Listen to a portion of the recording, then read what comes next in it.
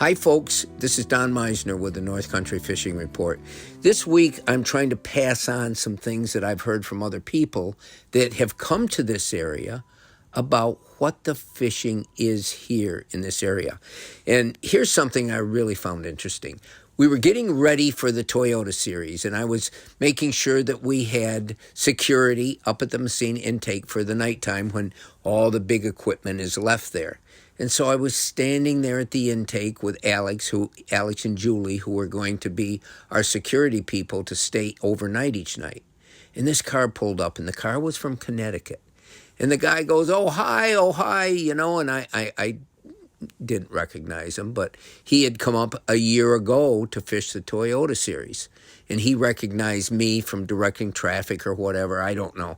And so we started talking. And here's what I thought was so interesting.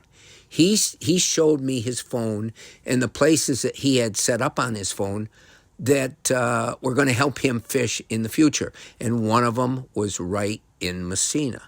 So I looked at some of the others, and he had Table Rock in the Ozarks as one of his places. And I said, well, let me ask you something. What'd you think of going there? And he said, well, it was really interesting. It's a really interesting fishery because there's some big largemouth bass.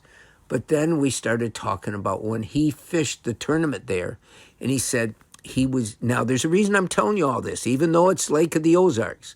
He says to me, I wasn't catching anything. He said, I fished and fished and fished, and I used all the tackle I had in my box, and I just wasn't catching anything but a couple little small bass.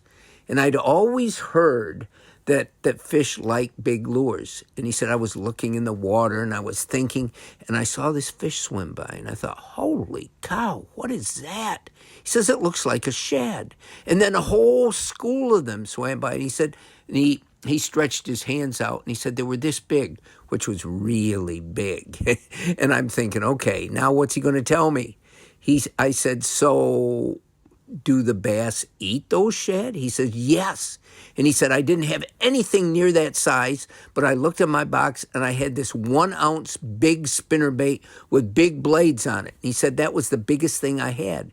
And so I put it on just in desperation. And he said, I ended up catching 2 6-pound largemouth bass using that great big spinnerbait. Now, here's why I'm telling you the story. Because in the area that he was fishing, the food that the fish normally eat were big. It was big food that was abundant all around them. So they were opening their mouths wide and taking in these great big baits, and it's what they were accustomed to eating.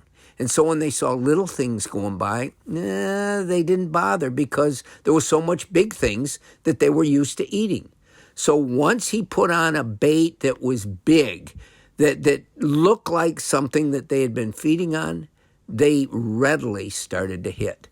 And I thought this was really interesting to pass on to all of you listening, because it's sort of, maybe it tells why the new rage in these sports shows I go to are people lining up out in the cold, this is in the winter, waiting to get in to buy a $300 handmade swim bait that is as big as some of the smallmouth bass I catch in the Grass River. And what it really tells us is that, we can't close our minds off to the size or the type of baits that we use, because sometimes those great big baits will work better, and sometimes, like in a lot of the waters that I fish, the little bitty baits will work better because that's what the fish are gorging on. Until next time, folks, this is Don Meisner with the North Country Fishing Report.